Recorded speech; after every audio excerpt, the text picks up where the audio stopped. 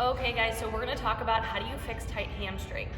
So for me, the first thing is we need to assess your hamstring length to know if it's a problem or not.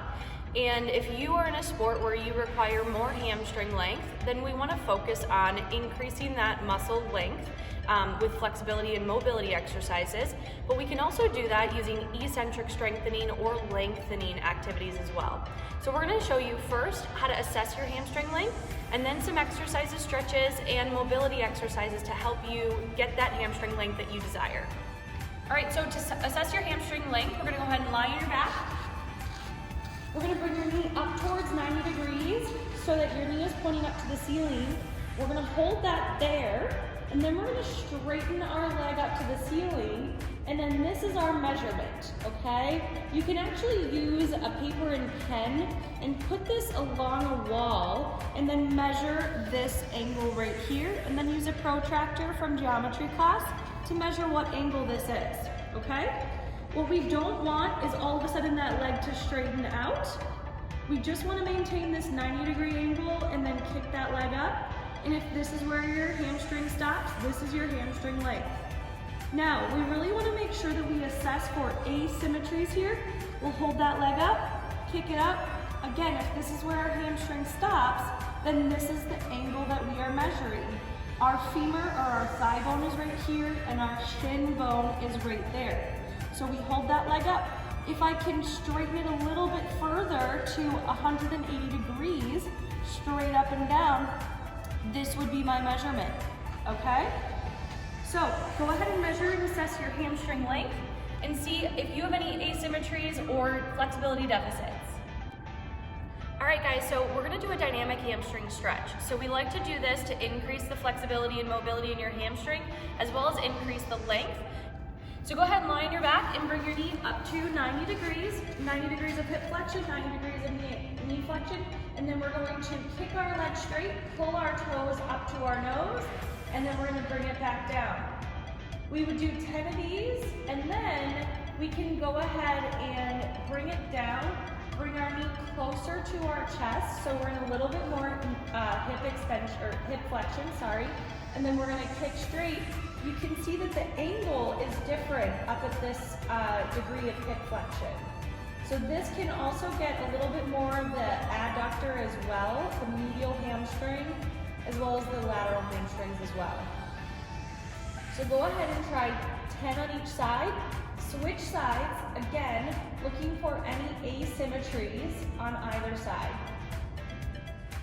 Last but not least, we're gonna add a dynamic and a static stretch here. It's a combination movement.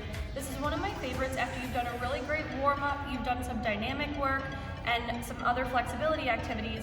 We're gonna do this dynamic static stretch right here. So put a stretching strap right on your foot here, and then we're gonna lie on our back. We'll bring our leg up to 90 degrees here if this is where you need to start. I'm gonna bring my knee in a little closer because I already hit 180 degrees for my hamstring flexibility. So if you're a dancer, a gymnast, or anyone else who has more flexibility in your hamstrings, bring this knee up towards your chest, and then our goal, we're gonna keep this leg here, and then we're gonna stretch up for the dynamic part, hold for 2 to 3 seconds, and then we're gonna relax down. And then we're gonna stretch up and then pulling down on the strap here, and then relax. So we could do 10 of these, and at the top, after 10, go ahead and hold it for 30 to 40 seconds, and you'll really feel that stretching in the back of the hamstring.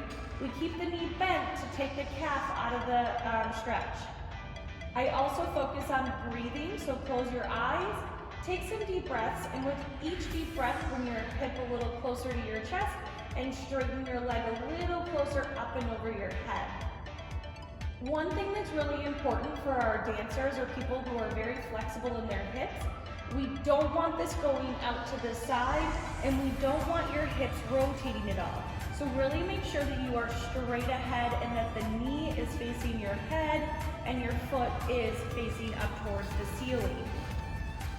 Good. So go ahead and try this static and dynamic stretch and see how it works for you. All right, so now that you have all that new range of motion, we want to strengthen within that new range of motion for your hamstrings. So we're going to do what we call eccentric hamstring curls. We're gonna focus on a nice and slow contraction or concentric activation through the hamstrings. And then we're really gonna work on strengthening and lengthening during our eccentric control on the way out with the ball. So we're gonna use a Swiss ball here, but you can also use sliders or a towel if you don't have a ball at home. So go ahead and lie on your back and put your legs up on the ball.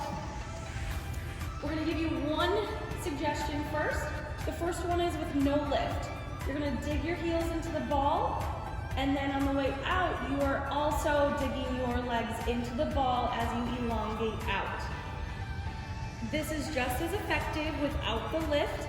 You should feel it in your hamstrings, and the more you dig down into the ball, the more effective this is gonna be for your hamstrings.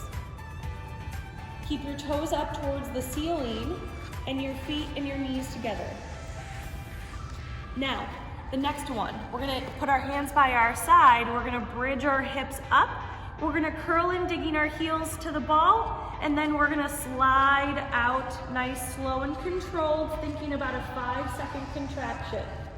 We're gonna pull in, keeping our hips high, and then nice, slow and controlled on the way out.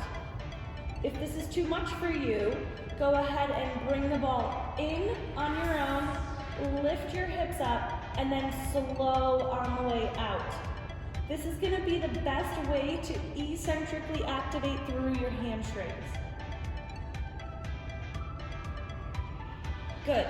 So go ahead and focus on hamstring activation as well as flexibility and mobility, and hopefully you'll see a difference in your athletic performance. So in addition to working on your hamstring flexibility, we're also going to work on your core stabilization because they kind of come hand in hand. In order to get the leg up and a little bit higher, we also have to have the core stabilization and strength to be able to bring that leg up. So we're going to work on both of those right now. Go ahead and lie down. We're going to do a version of a Pilates scissor move. So lie on your back, legs are straight, your core and belly is engaged. We're gonna bring one leg up using our belly, and our leg is nice and straight, pointing up to the ceiling. And then we're gonna lift our head up, looking at our belly button, but we're not doing a pull upright. We're actually gonna pull our leg in towards us with 2 little pulls. Our hands are above our knee joint, and then we're actually gonna float this back or bottom leg down to the ground. So pull for 2, and then we're gonna switch nice and slow and controlled, pull for 2, and switch, pull for 2, switch, pull for 2. So we're gonna keep going with this, engage through your belly, lift your shoulders and head up off the ground, pull for 2. So you should be feeling a stretch in your hamstring as well as a core workout here. Right and left is 1, do 10, and then take a break.